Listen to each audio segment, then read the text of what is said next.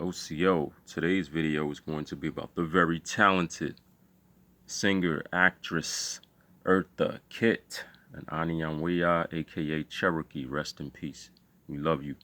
Now, before we get any further, it's said that her mother is a so-called Cherokee and black woman. We already know black means unspecified ethnicity, and it says that her father is a so-called white guy, which is another unspecified ethnicity. So, another thing is, we're just going to get right into this because Eartha is already a mixed bred, right?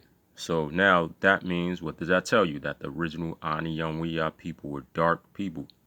If she's looking like this. Now, another thing is that she further bleached out her bloodline. This is an image of Eartha.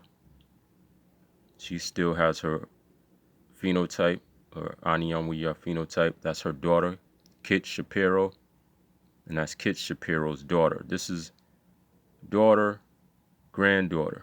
Now all right, look, a lot of these people, grandmothers look like Eartha Kitt, or even darker.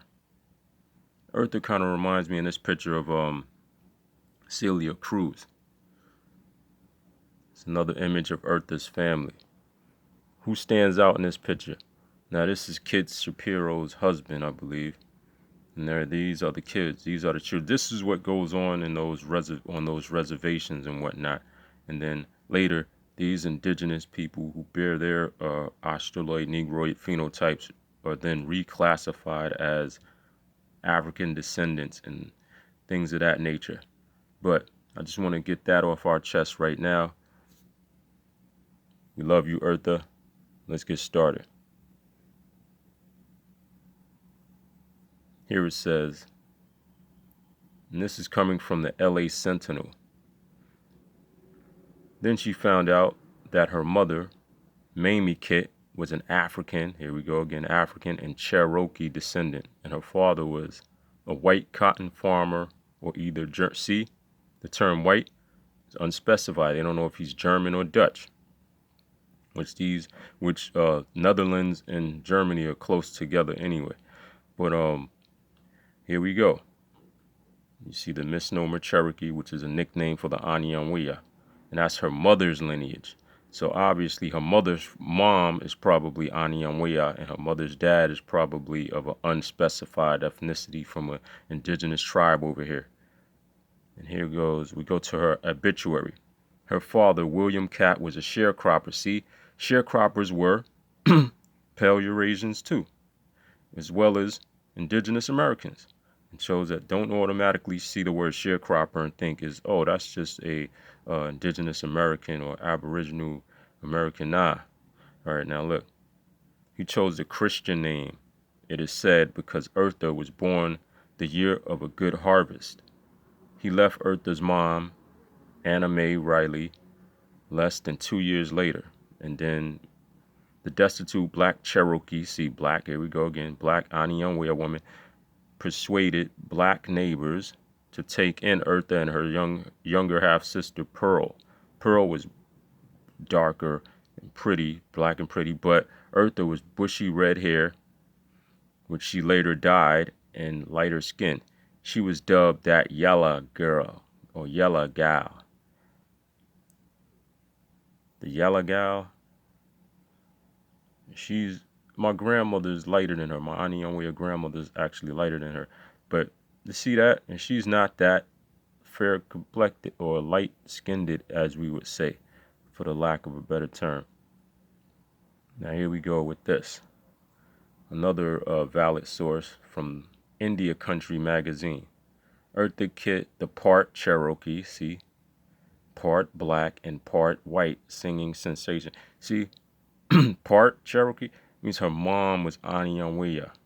Part black, unspecified, part white, unspecified, pale Eurasian ethnicity. See, they use these words and think we're dumb, all right? Now I'm going to show you two videos. I'm going to show you a video of Eartha speaking about her mom and her auntie, and then I'll show a video of Shapiro, her bleached out daughter. sharing the same story. All right, let's go, guys. Check this out. I'm very emotional about it, but all of a sudden those feelings do come back. And the idea of them tying me to a tree, and you're not able to escape at all. Yes. And then you had an auntie, your mother's sister, who looked after you then in New York. Isn't that right? You went to New York to your mother's sister, Auntie Mamie. Yes, Auntie Mame. Did she look after you any better? No. My aunt was very, very strict. My aunt was a very tall lady. She was about 6 feet tall, and also very fair in complexion. She's half Cherokee, very majestic looking. I was deathly afraid of her, even from the sight. When I first saw her, I was terribly afraid of her. All right, now let's hear a word from Eartha's daughter. And for the record, this is how oral tradition is carried down. See what Eartha said? Now, that story is carried down from Eartha to her daughter about her ethnicity, about her cultural heritage, which is so-called Cherokee, for the lack of a better term, is Aniyunwiya, correct term. Now let's hear what Kit Shapiro says. Gets off the train, and this woman who was very tall and regal, and my mother's part Cherokee Indian, and this woman the aunt was very much Cherokee looking. Sorry about and my that. mother describes, she died many years ago, so I wasn't alive. Let's rewind that. And she took her to this apartment, which is with white bread, and she gets off the train, and this woman who was very tall and regal, and my mother's part Cherokee Indian, and this woman the aunt was very much Cherokee looking. And my mother describes, she died many years ago, so I wasn't alive to meet her. See what she said? So that's an oral tradition.